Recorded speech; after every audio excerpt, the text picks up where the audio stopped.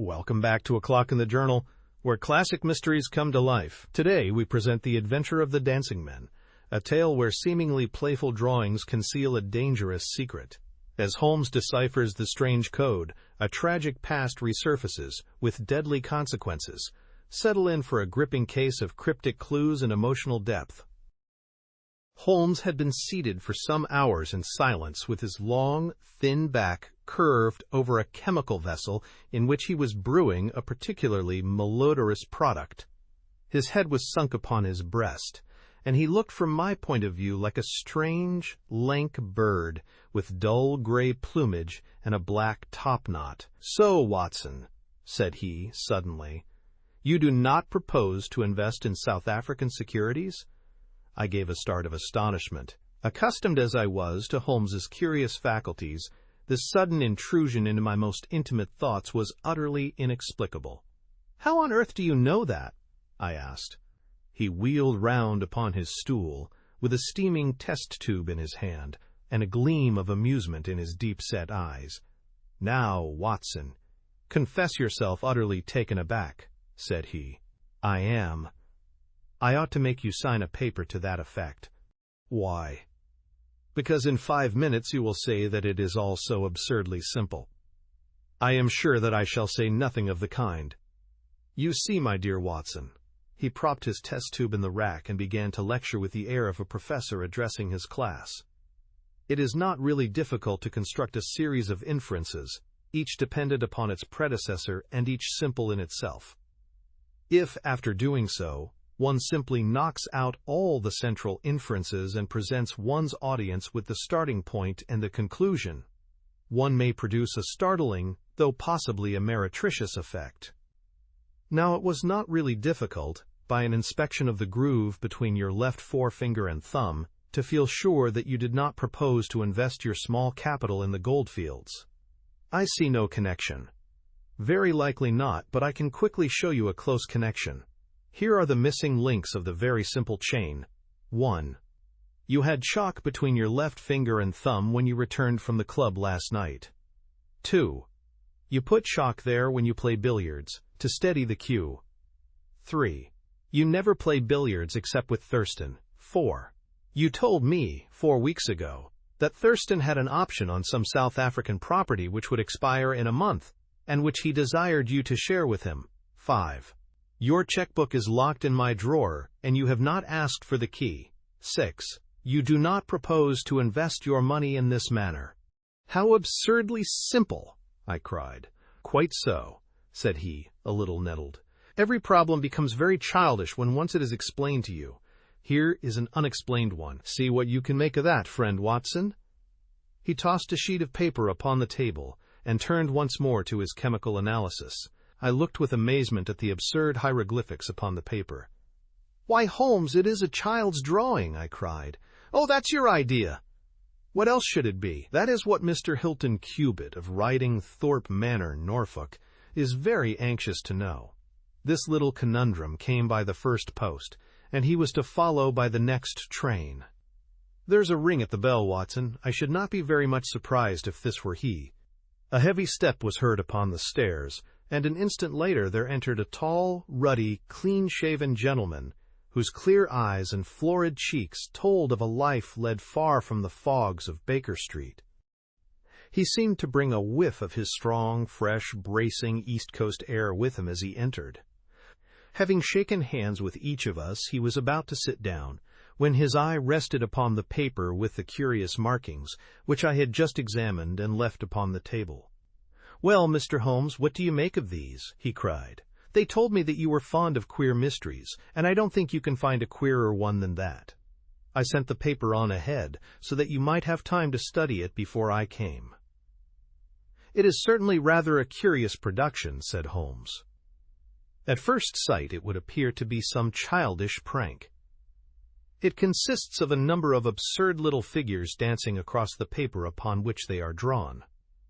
Why should you attribute any importance to so grotesque an object?" "I never should, Mr. Holmes, but my wife does. It is frightening her to death.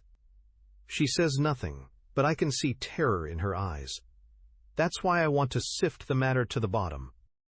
Holmes held up the paper so that the sunlight shone full upon it. It was a page torn from a notebook. The markings were done in pencil and ran in this way. Holmes examined it for some time, and then, folding it carefully up, he placed it in his pocketbook. "This promises to be a most interesting and unusual case," said he. "You gave me a few particulars in your letter, Mr. Hilton Cubitt, but I should be very much obliged if you would kindly go over it all again for the benefit of my friend, Dr. Watson." "I'm not much of a storyteller," said our visitor, nervously clasping and unclasping his great strong hands. "You'll just ask me anything that I don't make clear. I'll begin at the time of my marriage last year, but I want to say first of all that though I'm not a rich man, my people have been at Ridingthorpe for a matter of 5 centuries, and there is no better known family in the county of Norfolk. Last year I came up to London for the Jubilee, and I stopped at a boarding house in Russell Square, because Parker, the vicar of our parish, was staying in it. There was an American young lady there. Patrick was the name. Elsie Patrick. In some way we became friends, until before my month was up, I was as much in love as a man could be.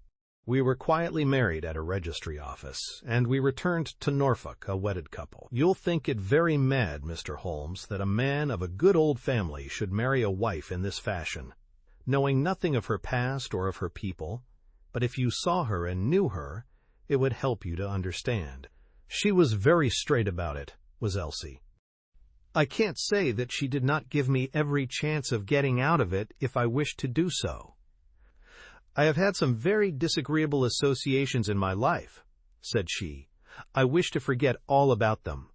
I would rather never allude to the past, for it is very painful to me. If you take me, Hilton, you will take a woman who has nothing that she need be personally ashamed of, but you will have to be content with my word for it, and to allow me to be silent as to all that passed up to the time when I became yours. If these conditions are too hard, then go back to Norfolk, and leave me to the lonely life in which you found me. It was only the day before our wedding that she said those very words to me. I told her that I was content to take her on her own terms, and I have been as good as my word. Well, we have been married now for a year, and very happy we have been. But about a month ago, at the end of June, I saw for the first time signs of trouble. One day my wife received a letter from America. I saw the American stamp. She turned deadly white, read the letter, and threw it into the fire. She made no allusion to it afterwards, and I made none, for a promise is a promise, but she has never known an easy hour from that moment. There is always a look of fear upon her face, a look as if she were waiting and expecting. She would do better to trust me. She would find that I was her best friend. But until she speaks, I can say nothing. Mind you, she is a truthful woman, Mr. Holmes, and whatever trouble there may have been in her past life, it has been no fault of hers. I am only a simple Norfolk squire, but there is not a man in England who ranks his family honor more highly than I do. She knows it well, and she knew it well before she married me. She would never bring any stain upon it, of that I am sure. Well, now I come to the queer part of my story. About a week ago, it was the Tuesday of last week, I found on one of the windowsills a number of absurd little dancing figures like these upon the paper. They were scrawled with chalk. I thought that it was the stable boy who had drawn them, but the lad swore he knew nothing about it. Anyhow, they had come there during the night. I had them washed out, and I only mentioned the matter to my wife afterwards.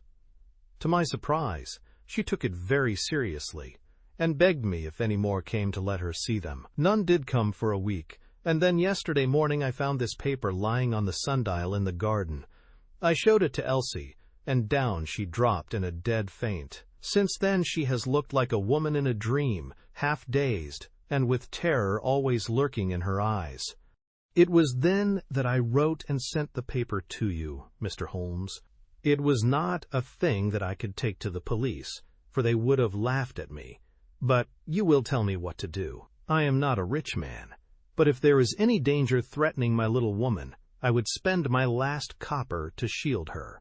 He was a fine creature, this man of the old English soil, simple, straight, and gentle, with his great earnest blue eyes and broad, comely face.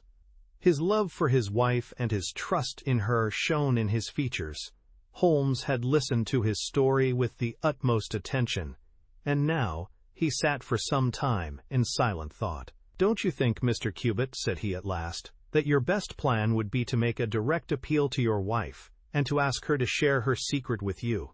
Hilton Cubitt shook his massive head. "A promise is a promise, Mr. Holmes. If Elsie wished to tell me, she would. If not, it is not for me to force her confidence. But I am justified in taking my own line, and I will." "Then I will help you with all my heart. In the first place, have you heard of any strangers being seen in your neighborhood?" "No." "I presume that it is a very quiet place. Any fresh face would cause comment?" "In the immediate neighborhood, yes. But we have several small watering places not very far away. And the farmers take in lodgers. These hieroglyphics have evidently a meaning. If it is a purely arbitrary one, it may be impossible for us to solve it. If, on the other hand, it is systematic, I have no doubt that we shall get to the bottom of it. But this particular sample is so short that I can do nothing, and the facts which you have brought me are so indefinite that we have no basis for an investigation. I would suggest that you return to Norfolk, that you keep a keen lookout, and that you take an exact copy of any fresh dancing men which may appear. It is 1,000 pities that we have not a reproduction of those which were done in chalk upon the window-sill. Make a discreet inquiry also as to any strangers in the neighborhood. When you have collected some fresh evidence, come to me again. That is the best advice which I can give you, Mr. Hilton Cubitt. If there are any pressing fresh developments, I shall be always ready to run down and see you in your Norfolk home." The interview left Sherlock Holmes very thoughtful, and several times in the next few days I saw him take his slip of paper from his notebook and look long and earnestly at the curious figures inscribed upon it. He made no allusion to the affair, however, until one afternoon a fortnight or so later. I was going out when he called me back. "You had better stay here, Watson." "Why?" "Because I had a wire from Hilton Cubitt this morning. You remember Hilton Cubitt of the Dancing Men? He was to reach Liverpool Street at 1:20. He may be here at any moment. I gather from his wire that there have been some new incidents of importance." We had not long to wait, for our Norfolk squire came straight from the station as fast as a hansom could bring him. He was looking worried and depressed, with tired eyes and a lined forehead. "It's getting on my nerves, this business, Mr. Holmes," said he, as he sank like a wearied man into an armchair.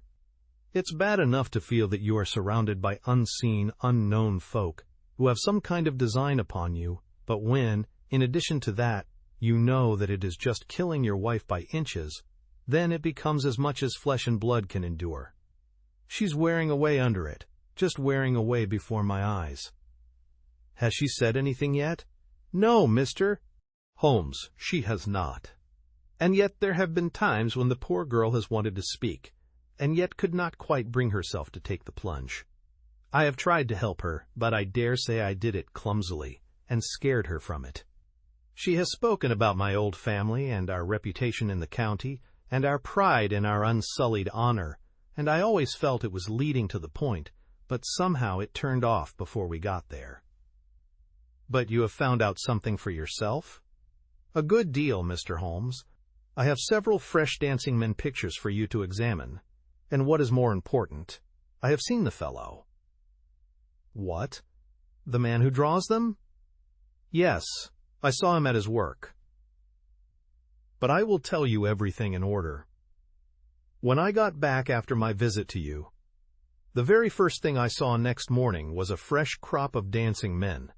They had been drawn in chalk upon the black wooden door of the tool house, which stands beside the lawn in full view of the front windows. I took an exact copy, and here it is." He unfolded a paper and laid it upon the table. "Excellent," said Holmes. "Excellent. Pray continue." When I had taken the copy, I rubbed out the marks, but 2 mornings later a fresh inscription had appeared. I have a copy of it here. Holmes rubbed his hands and chuckled with delight. "Our material is rapidly accumulating," said he. 3 days later a message was left scrawled upon paper, and placed under a pebble upon the sundial. Here it is. The characters are, as you see, exactly the same as the last one. After that I determined to lie in wait, so I got out my revolver and I sat up in my study, which overlooks the lawn and garden. About 2 in the morning, I was seated by the window, all being dark save for the moonlight outside, when I heard steps behind me, and there was my wife in her dressing gown. She implored me to come to bed. I told her frankly that I wished to see who it was who played such absurd tricks upon us. She answered that it was some senseless, practical joke, and that I should not take any notice of it. If it really annoys you, Hilton, we might go and travel, you and I, and so avoid this nuisance. What, be driven out of our own house by a practical joker, said I? Why, we should have the whole county laughing at us. Well, come to bed, said she, and we can discuss it in the morning. Suddenly, as she spoke, I saw her white face grow whiter yet in the moonlight, and her hand tightened upon my shoulder. Something was moving in the shadow of the tool house. I saw a dark, creeping figure which crawled round the corner and squatted in front of the door. Seizing my pistol, I was rushing out, when my wife threw her arms round me and held me with convulsive strength. I tried to throw her off, but she clung to me most desperately. At last I got clear, but by the time I had opened the door and reached the house, the creature was gone. He had left a trace of his presence, however, for there on the door was the very same arrangement of dancing men which had already twice appeared, and which I have copied on that paper. There was no other sign of the fellow anywhere, though I ran all over the grounds. And yet the amazing thing is that he must have been there all the time, for when I examined the door again in the morning, he had scrawled some more of his pictures under the line which I had already seen. Have you that fresh drawing? Yes, it is very short, but I made a copy of it, and here it is. Again he produced a paper. The new dance was in this form. Tell me, said Holmes, and I could see by his eyes that he was much excited. Was this a mere addition to the first, or did it appear to be entirely separate? It was on a different panel of the door. Excellent! This is far the most important of all for our purpose. It fills me with hopes. Now, Mr. Hilton Cubitt, please continue your most interesting statement. I have nothing more to say, Mr. Holmes, except that I was angry with my wife that night for having held me back when I might have caught the skulking rascal. She said that she feared that I might come to harm. For an instant it had crossed my mind that perhaps what she really feared was that he might come to harm, for I could not doubt that she knew who this man was, and what he meant by these strange signals. But there is a tone in my wife's voice, Mr. Holmes, and a look in her eyes which forbid doubt, and I am sure that it was indeed my own safety that was in her mind. There's the whole case, and now I want your advice as to what I ought to do. My own inclination is to put 6 of my farm lads in the shrubbery, and when this fellow comes again, to give him such a hiding that he will leave us in peace for the future. I fear it is too deep a case for such simple remedies, said Holmes. How long can you stay in London? I must go back today. I would not leave my wife alone all night for anything. She is very nervous and begged me to come back. I dare say you are right, but if you could have stopped, I might possibly have been able to return with you in a day or two. Meanwhile, you will leave me these papers, and I think that it is very likely that I shall be able to pay you a visit shortly and to throw some light upon your case. Sherlock Holmes preserved his calm professional manner until our visitor had left us, although it was easy for me, who knew him so well, to see that he was profoundly excited. The moment that Hilton Cubitt's broad back had disappeared through the door, my comrade rushed to the table, laid out all the slips of paper containing dancing men in front of him, and threw himself into an intricate and elaborate calculation. For 2 hours I watched him as he covered sheet after sheet of paper with figures and letters, so completely absorbed in his task that he had evidently forgotten my presence. Sometimes he was making progress, and whistled and sang at his work. Sometimes he was puzzled, and would sit for long spells with a furrowed brow and a vacant eye. Finally he sprang from his chair with a cry of satisfaction, and walked up and down the room rubbing his hands together. Then he wrote a long telegram upon a cable form. If my answer to this is as I hope, "You will have a very pretty case to add to your collection, Watson," said he. "I expect that we shall be able to go down to Norfolk tomorrow, and to take our friend some very definite news as to the secret of his annoyance." I confess that I was filled with curiosity, but I was aware that Holmes liked to make his disclosures at his own time and in his own way, so I waited until it should suit him to take me into his confidence. But there was a delay in that answering telegram, and 2 days of impatience followed, during which Holmes pricked up his ears at every ring of the bell. On the evening of the 2nd, there came a letter from Hilton Cubitt. All was quiet with him, save that a long inscription had appeared that morning upon the pedestal of the sundial. He enclosed a copy of it, which is here reproduced. Holmes bent over this grotesque frieze for some minutes, and then suddenly sprang to his feet with an exclamation of surprise and dismay. His face was haggard with anxiety. "We have let this affair go far enough," said he. "Is there a train to North Walsham tonight?" I turned up the timetable. The last had just gone. "Then we shall breakfast early, and take the very first in the morning," said Holmes. "Our presence is most urgently needed." "Ah, here is our expected cablegram." "One moment, Mrs. Hudson. There may be an answer." "No, that is quite as I expected." This message makes it even more essential that we should not lose an hour in letting Hilton Cubitt know how matters stand, for it is a singular and a dangerous web in which our simple Norfolk squire is entangled. So, indeed, it proved, and as I come to the dark conclusion of a story which had seemed to me to be only childish and bizarre, I experience once again the dismay and horror with which I was filled. Would that I had some brighter ending to communicate to my readers, but these are the chronicles of fact, and I must follow to their dark crisis the strange chain of events which for some days made Ridingthorpe Manor a household word through the length and breadth of England. We had hardly alighted at North Walsham and mentioned the name of our destination when the station-master hurried towards us. "I suppose that you are the detectives from London?" said he. A look of annoyance passed over Holmes's face. "What makes you think such a thing?" "Because Inspector Martin from Norwich has just passed through." "But maybe you are the surgeons. She's not dead, or wasn't by last accounts.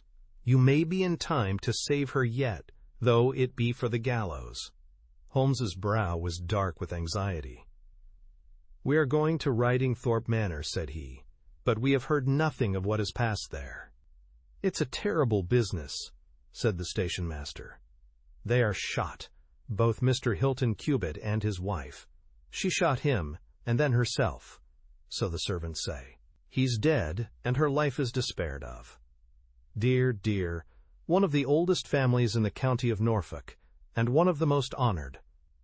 Without a word Holmes hurried to a carriage, and during the long 7 miles' drive he never opened his mouth. Seldom have I seen him so utterly despondent. He had been uneasy during all our journey from town, and I had observed that he had turned over the morning papers with anxious attention, but now this sudden realization of his worst fears left him in a blank melancholy. He leaned back in his seat, lost in gloomy speculation. Yet there was much around to interest us, for we were passing through as singular a countryside as any in England, where a few scattered cottages represented the population of today, while on every hand enormous square-towered churches bristled up from the flat green landscape and told of the glory and prosperity of old East Anglia.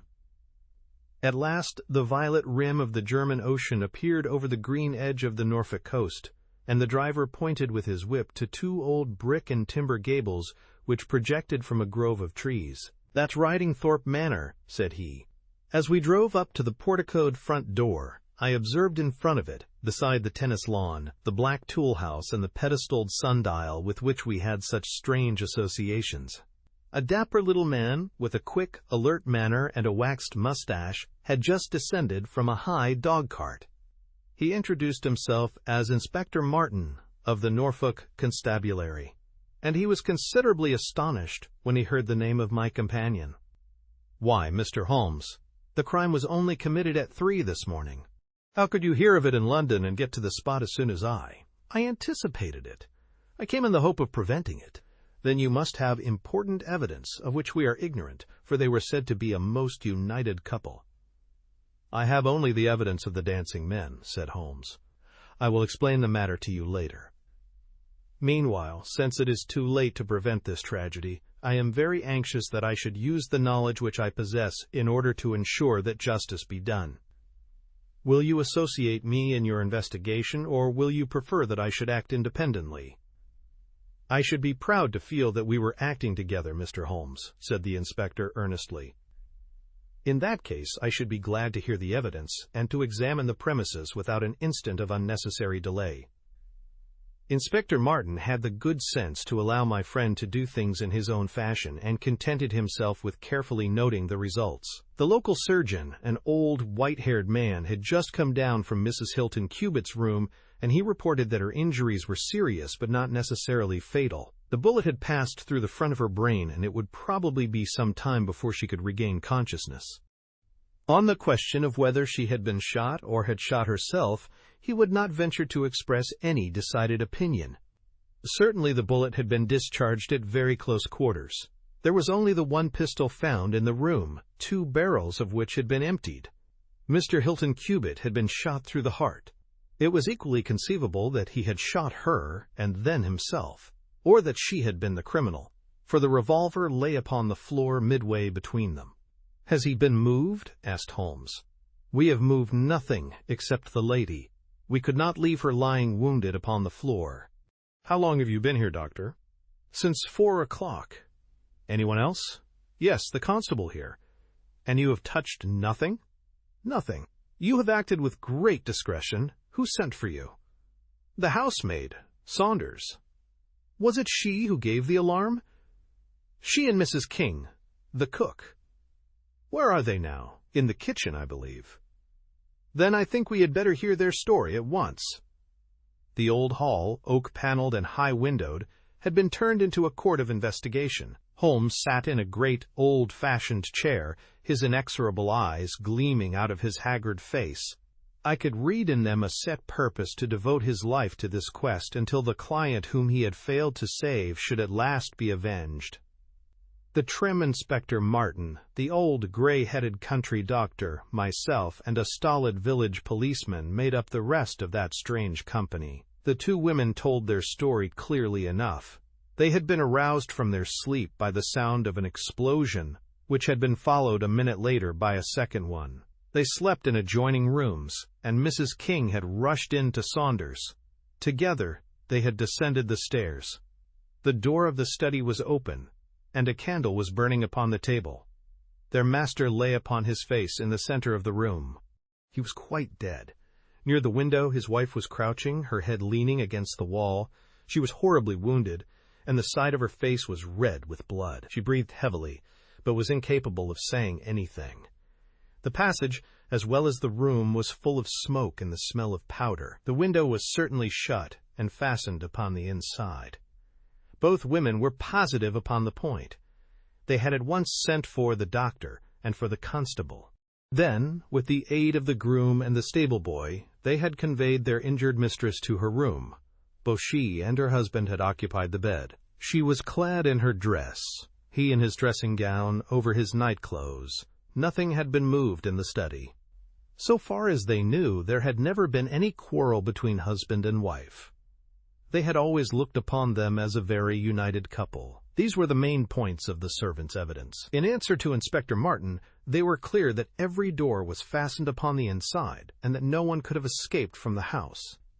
In answer to Holmes, they both remembered that they were conscious of the smell of powder from the moment that they ran out of their rooms upon the top floor. "I commend that fact very carefully to your attention," said Holmes to his professional colleague. "And now I think that we are in a position to undertake a thorough examination of the room." The study proved to be a small chamber, lined on 3 sides with books, and with a writing table facing an ordinary window, which looked out upon the garden. Our first attention was given to the body of the unfortunate squire, whose huge frame lay stretched across the room. His disordered dress showed that he had been hastily aroused from sleep. The bullet had been fired at him from the front and had remained in his body after penetrating the heart. His death had certainly been instantaneous and painless. There was no powder marking either upon his dressing gown or on his hands. According to the country surgeon, the lady had stains upon her face, but none upon her hand. The absence of the latter means nothing, though its presence may mean everything, said Holmes. Unless the powder from a badly fitting cartridge happens to spurt backward, one may fire many shots without leaving a sign.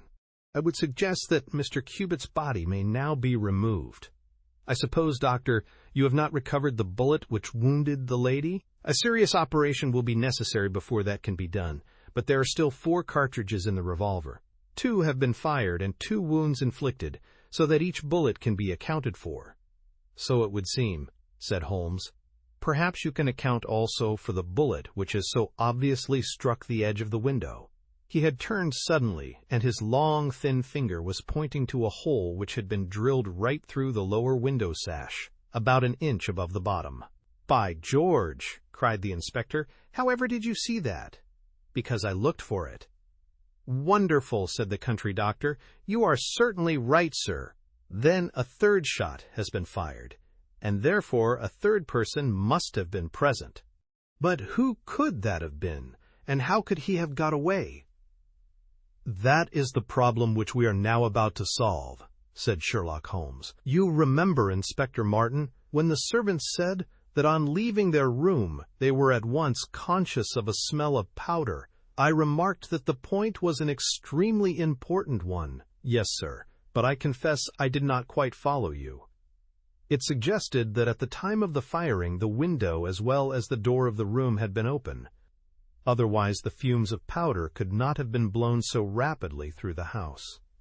A draught in the room was necessary for that. Both door and window were only open for a very short time, however." "How do you prove that?" "Because the candle was not guttered." "Capital!" cried the inspector. "Capital!" Feeling sure that the window had been open at the time of the tragedy, I conceived that there might have been a 3rd person in the affair, who stood outside this opening and fired through it. Any shot directed at this person might hit the sash. I looked, and there, sure enough, was the bullet mark. But how came the window to be shut and fastened? The woman's first instinct would be to shut and fasten the window.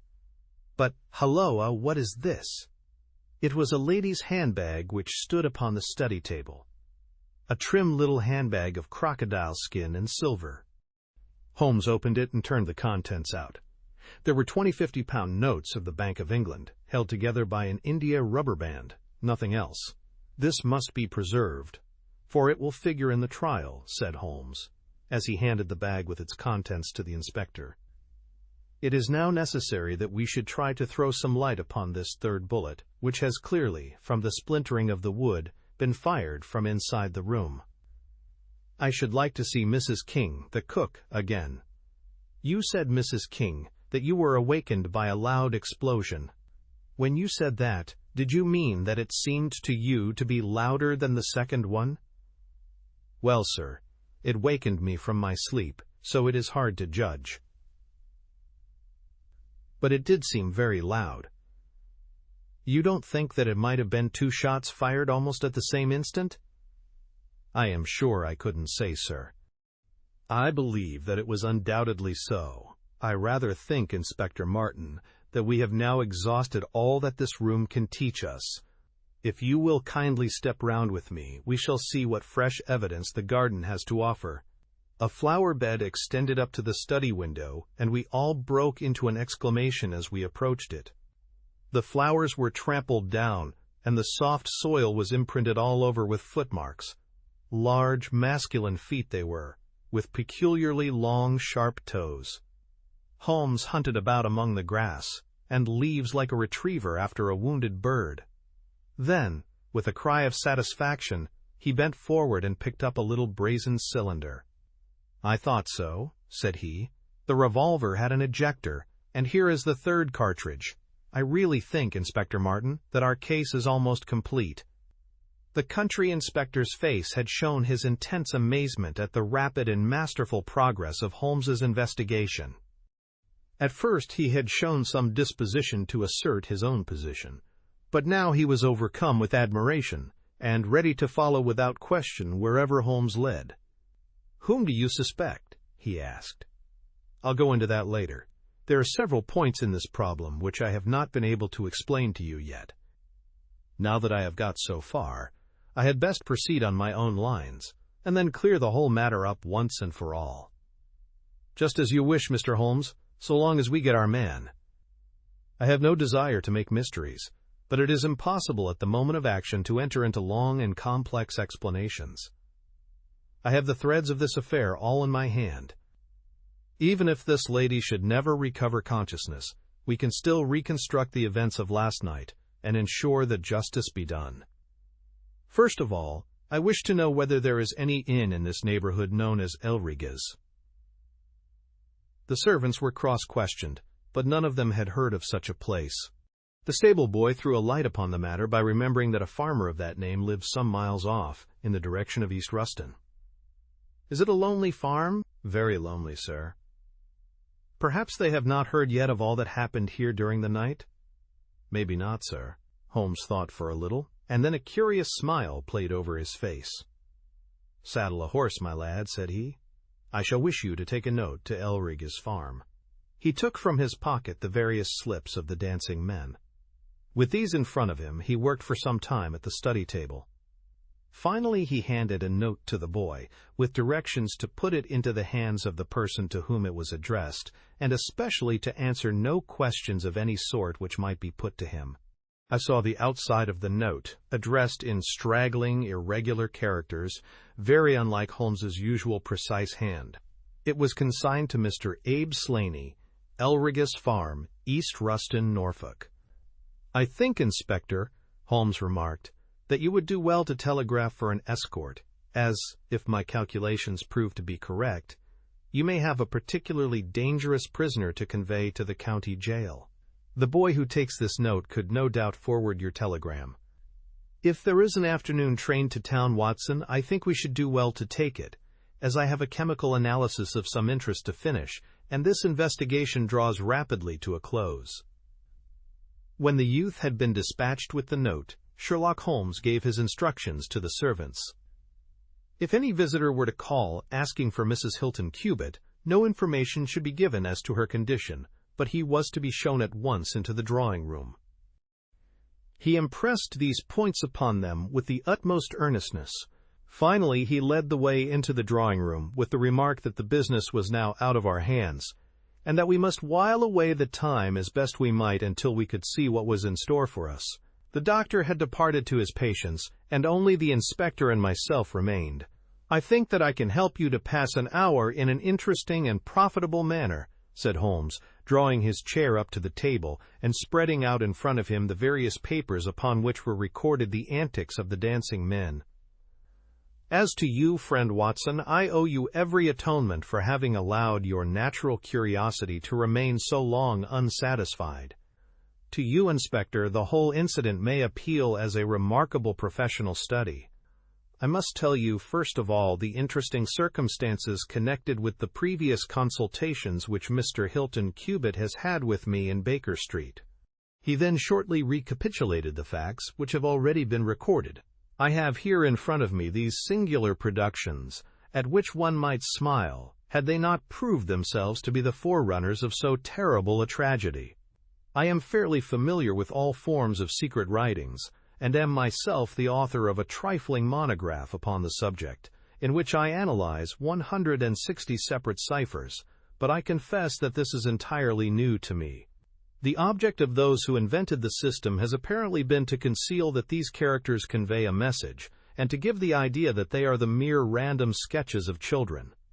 Having once recognized, however, that the symbols stood for letters, and having applied the rules which guide us in all forms of secret writings, the solution was easy enough.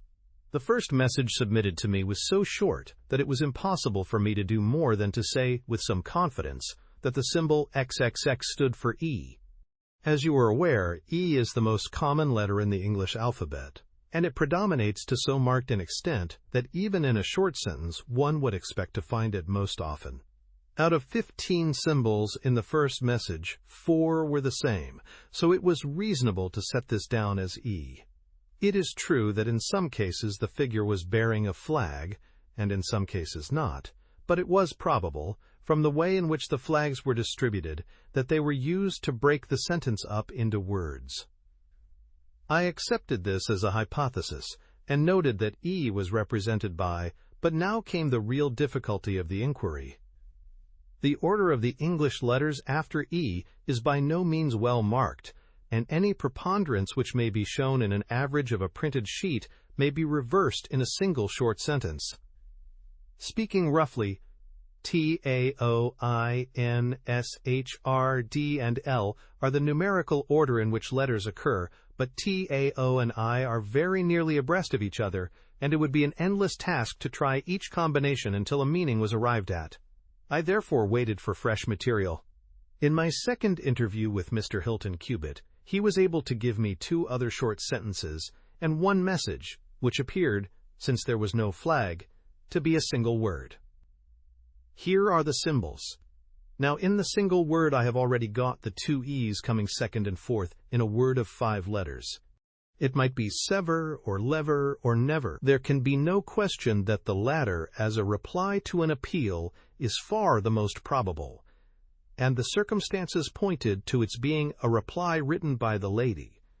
Accepting it as correct, we are now able to say that the symbols stand respectively for N, V, and R. Even now I was in considerable difficulty, but a happy thought put me in possession of several other letters. It occurred to me that if these appeals came, as I expected, from someone who had been intimate with the lady in her early life, a combination which contained 2 E's with 3 letters between might very well stand for the name Elsie. On examination, I found that such a combination formed the termination of the message, which was 3 times repeated. It was certainly some appeal to Elsie. In this way I had got my L, S, and I, but what appeal could it be? There were only 4 letters in the word which preceded Elsie, and it ended in E. Surely the word must be come. I tried all other 4 letters ending in E, but could find none to fit the case. So now I was in possession of C, O, and M, and I was in a position to attack the first message once more, dividing it into words, and putting dots for each symbol which was still unknown. So treated, it worked out in this fashion. M, ear, E, S, L, N, E. Now the first letter can only be A, which is a most useful discovery, since it occurs no fewer than 3 times in this short sentence. And the H is also apparent in the second word. Now it becomes A.M. here, A.E. slain. Or, filling in the obvious vacancies in the name, A.M. here, Abe Slaney. I had so many letters now that I could proceed with considerable confidence to the second message, which worked out in this fashion, A.L.R.E. E.S. Here I could only make sense by putting T and G for the missing letters, and supposing that the name was that of some house or inn at which the writer was staying. Inspector Martin and I had listened with the utmost interest to the full and clear account of how my friend had produced results which had led to so complete a command over our difficulties. "What did you do then, sir?" asked the inspector. I had every reason to suppose that this Abe Slaney was an American, since Abe is an American contraction, and since a letter from America had been the starting point of all the trouble. I had also every cause to think that there was some criminal secret in the matter. The lady's allusions to her past and her refusal to take her husband into her confidence both pointed in that direction. I therefore cabled to my friend, Wilson Hargreave, of the New York Police Bureau, who has more than once made use of my knowledge of London crime. I asked him whether the name of Abe Slaney was known to him. Here is his reply. The most dangerous crook in Chicago. On the very evening upon which I had his answer, Hilton Cubitt sent me the last message from Slaney. Working with known letters, it took this form: Elsie, Reen, are to meet thy go. The addition of a P and a D completed a message which showed me that the rascal was proceeding from persuasion to threats, and my knowledge of the crooks of Chicago prepared me to find that he might very rapidly put his words into action. I at once came to Norfolk with my friend and colleague, Dr. Watson, but unhappily, only in time to find that the worst had already occurred. "It is a privilege to be associated with you in the handling of a case," said the inspector warmly. "You will excuse me, however, if I speak frankly to you. You are only answerable to yourself, but I have to answer to my superiors. If this Abe Slaney, living at El Riges, is indeed the murderer, and if he has made his escape while I am seated here, I should certainly get into serious trouble. You need not be uneasy. He will not try to escape. How do you know? To fly would be a confession of guilt. Then let us go arrest him. I expect him here every instant. But why should he come? Because I have written and asked him." "But this is incredible, Mr. Holmes. Why should he come because you have asked him? Would not such a request rather rouse his suspicions and cause him to fly?" "I think I have known how to frame the letter," said Sherlock Holmes. "In fact, if I am not very much mistaken, here is the gentleman himself coming up the drive." A man was striding up the path which led to the door. He was a tall, handsome, swarthy fellow, clad in a suit of gray flannel, with a Panama hat, a bristling black beard, and a great, aggressive hooked nose, and flourishing a cane as he walked. He swaggered up a path as if the place belonged to him, and we heard his loud, confident peal at the bell. "I think, gentlemen," said Holmes quietly, "that we had best take up our position behind the door. Every precaution is necessary when dealing with such a fellow. You will need your handcuffs, Inspector. You can leave the talking to me." We waited in silence for a minute, one of those minutes which one can never forget. Then the door opened, and the man stepped in. In an instant, Holmes clapped a pistol to his head, and Martin slipped the handcuffs over his wrists. It was all done so swiftly and deftly that the fellow was helpless before he knew that he was attacked. He glared from one to the other of us with a pair of blazing black eyes. Then he burst into a bitter laugh. "Well, gentlemen, you have the drop on me this time. I seem to have knocked up against something hard. But I came here in answer to a letter from Mrs. Hilton Cubitt. Don't tell me that she is in this. Don't tell me that she helped to set a trap for me. Mrs. Hilton Cubitt was seriously injured, and is at death's door." The man gave a hoarse cry of grief, which rang through the house. "You're crazy!" he cried fiercely. "It was he that was hurt, not she. Who would have hurt little Elsie? I may have threatened her, God forgive me, but I would not have touched a hair of her pretty head. Take it back. You say that she is not hurt. She was found badly wounded by the side of her dead husband." He sank with a deep groan on the settee and buried his face in his manacled hands. For 5 minutes he was silent. Then he raised his face once more and spoke with the cold composure of despair. "I have nothing to hide from you, gentlemen," said he. "If I shot the man, he had his shot at me, and there's no murder in that. But if you think I could have hurt that woman, then you don't know either me or her. I tell you there was never a man in this world loved a woman more than I loved her. I had a right to her. She was pledged to me years ago. Who was this Englishman that he should come between us? I tell you that I had the first right to her, and that I was only claiming my own." "She broke away from your influence when she found the man that you are," said Holmes sternly. "She fled from America to avoid you, and she married an honorable gentleman in England.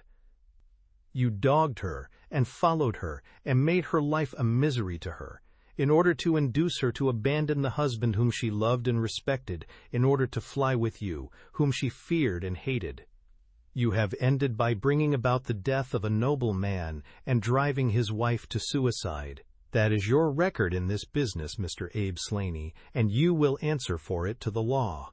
If Elsie dies, I care nothing what becomes of me," said the American. He opened one of his hands and looked at a note crumpled up in his palm. "See here, mister," he cried, with a gleam of suspicion in his eyes. "You're not trying to scare me over this, are you? If the lady is hurt as bad as you say, who was it that wrote this note?" He tossed it forward onto the table. "I wrote it, to bring you here." "You wrote it?" "There was no one on earth outside the joint who knew the secret of the dancing men." "How came you to write it?" "What one man can invent another can discover," said Holmes. "There is a cab coming to convey you to Norwich, Mr. Slaney. But meanwhile, you have time to make some small reparation for the injury you have wrought." Are you aware that Mrs. Hilton Cubitt has herself lain under grave suspicion of the murder of her husband, and that it was only my presence here, and the knowledge which I happened to possess, which has saved her from the accusation?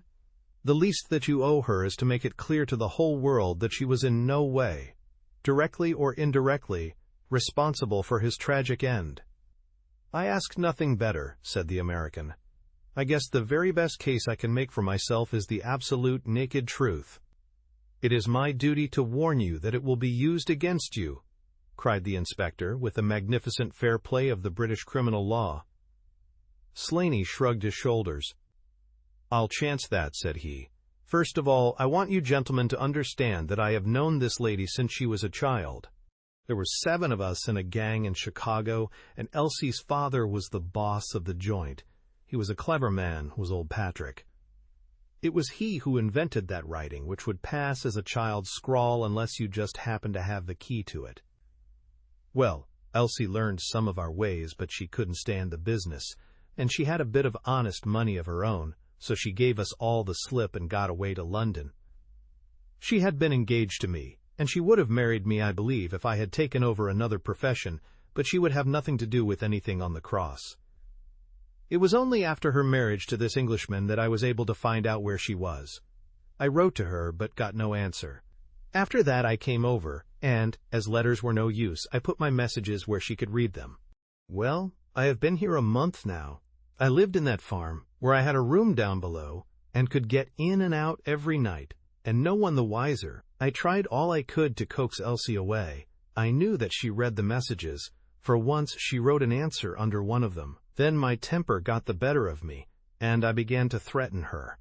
She sent me a letter then, imploring me to go away, and saying that it would break her heart if any scandal should come upon her husband. She said that she would come down when her husband was asleep at 3 in the morning, and speak with me through the end window if I would go away afterwards and leave her in peace. She came down and brought money with her, trying to bribe me to go. This made me mad, and I caught her arm and tried to pull her through the window. At that moment in rushed the husband with his revolver in his hand. Elsie had sunk down upon the floor, and we were face to face. I was healed also, and I held up my gun to scare him off and let me get away. He fired and missed me. I pulled off almost at the same instant, and down he dropped. I made a way across the garden, and as I went I heard the window shut behind me. That's God's truth, gentlemen, every word of it, and I heard no more about it until that lad came riding up with a note which made me walk in here, like a jay, and give myself into your hands." A cab had driven up whilst the American had been talking. 2 uniformed policemen sat inside. Inspector Martin rose and touched his prisoner on the shoulder. "It is time for us to go. Can I see her first?" "No. She is not conscious. Mr. Sherlock Holmes, I only hope that if ever again I have an important case, I shall have the good fortune to have you by my side." We stood at the window and watched the cab drive away. As I turned back, my eye caught the pellet of paper which the prisoner had tossed upon the table. It was the note with which Holmes had decoyed him. "See if you can read it, Watson," said he with a smile. It contained no word, but this little line of dancing men. "If you use the code which I have explained," said Holmes, "you will find that it simply means, 'Come here at once.'" I was convinced that it was an invitation which he would not refuse, since he could never imagine that it could come from anyone but the lady. And so, my dear Watson, we have ended by turning the dancing men to good, when they have so often been the agents of evil, and I think that I have fulfilled my promise of giving you something unusual for your notebook. 3:40 is our train, and I fancy we should be back in Baker Street for dinner. Only one word of epilogue. The American, Abe Slaney, was condemned to death at the winter assizes at Norwich, but his penalty was changed to penal servitude in consideration of mitigating circumstances and the certainty that Hilton Cubitt had fired the first shot. Of Mrs. Hilton Cubitt, I only know that I have heard she recovered entirely, and that she still remains a widow, devoting her whole life to the care of the poor and to the administration of her husband's estate.